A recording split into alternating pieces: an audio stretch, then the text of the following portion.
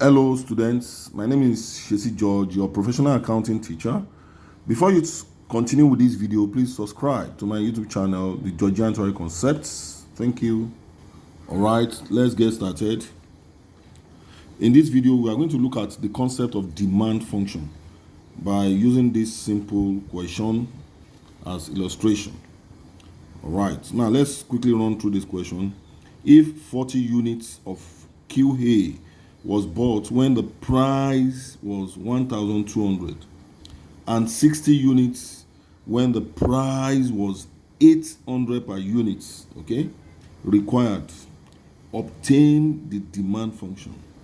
What is the price when 80 units was bought? So let's obtain the demand function. Generally speaking, we know that demand, let's assume this, let me use this approach. You can use any approach. We can use the simultaneous approach or we use this approach. So I prefer to use this approach. Now, like I said, generally speaking, demand, the higher the demand, the higher the price, the lower the demand. Okay. Now, this is the price and this is the quantity.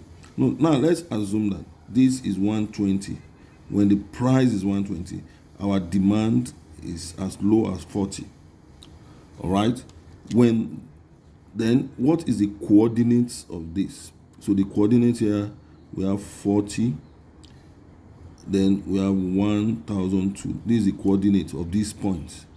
Okay.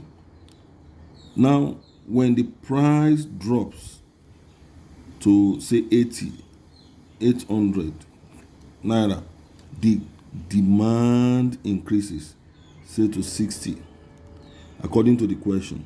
Now, let's find the coordinate. So this is the coordinate. The coordinate here will be 60, then 1, that's 800. 60, 800. So let's assume that this is Q1 and this is P1. Okay. This is nothing but Q2 and this will give us P2. All right. Now this is a demand curve. So we need to find the equation of this straight line. All right. And that equation of that straight line is the demand function. So we need to find the equation of this straight line. And that is the demand function. So we are going to use that concept. When you are given two coordinates, the equation of straight line is given as P. So we are using P here, minus P1 all over P2 minus P1 equal to Q minus Q1 all over Q2 minus Q1. So using this approach. Now substitute. What is P1? P1 is 1,200 all over P2 is nothing but 800 minus 1,002 equals to Q minus Q1. What is our Q1? 40. All right. Don't forget, we want to find equation of a straight line given 2-point form. Okay, when two coordinates are given. All right, two coordinates. Okay.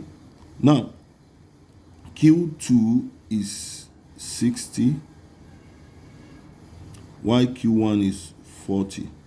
Okay. Now we have P minus 120, 800 minus 12. 800 minus 12 will give you that's minus 400 equals to Q minus 40 all over 20. That's 60 minus 40.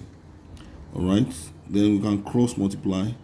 So we have 20 into bracket P minus 1, 2 equals to minus 400 into bracket Q minus 40.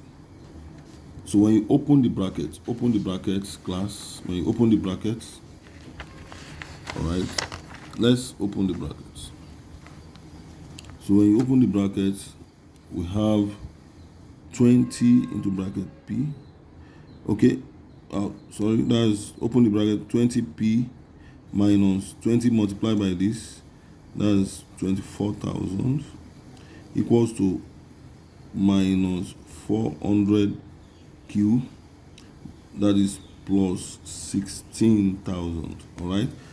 Now, when you collect like terms, we have 20p equals to minus 400q plus 16,000 plus, this becomes plus 24,000. Okay. All right. Now, this is 20p equals to minus 400q, all right, plus 40,000.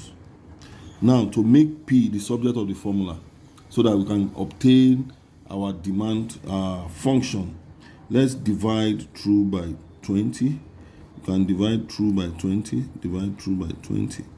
Okay, our p becomes, what do you have here? That is minus 20q plus 2,000, which can write as p. So our demand function is nothing but 2,000.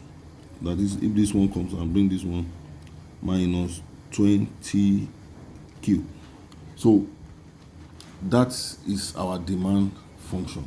All right, that's our demand function, and this minus 20 is the slope of the curve. That's the slope of the curve. Okay, that's our demand function. So the demand function has been obtained as 2,000 minus 20q. All right. Now, the B part of the question says, what is the price when 80 units was bought? Okay, what is the price when 80 units was bought?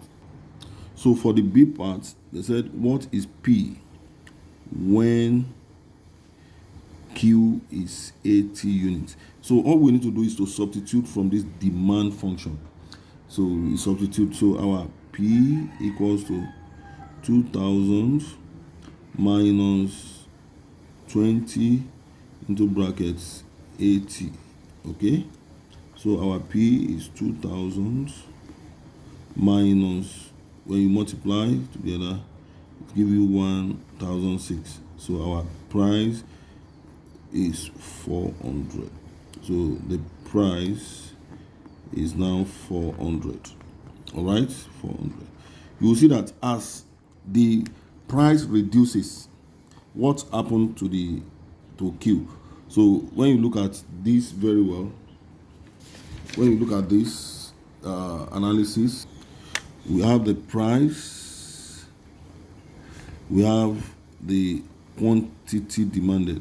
So from the demand function, you know, the demand function is obtained as P equals to 2,000 minus 20q. Okay, so when the price, we are told that when the price was 1,200, the quantity demanded is 40.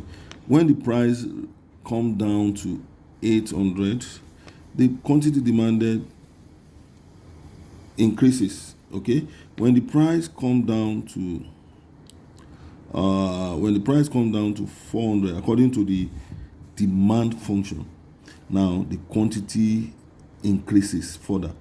So the lower the price, the higher the demand curve.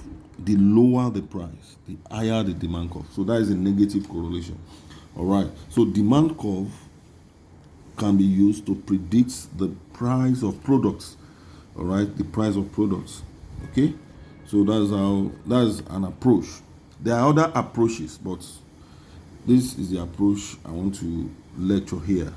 Thank you for watching. If you love this video, please do share with your friends.